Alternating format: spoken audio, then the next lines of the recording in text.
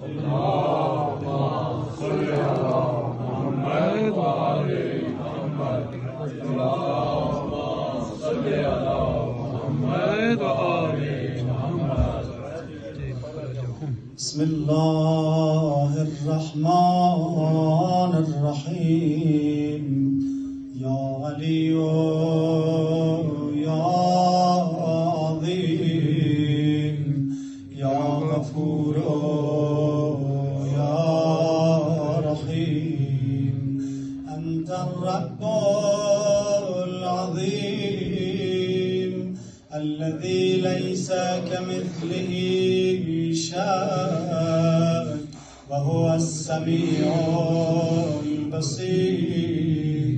وهذا شهر عظمته وكرمته وشرفته وفضلته على الشهور.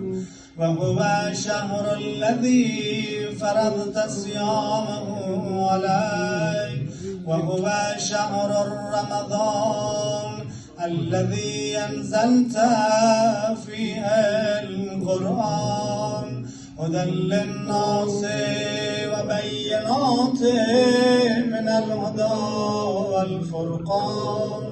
وجعلت فيه ليلة القدر وجعلتها خيرا من 1000 شهر.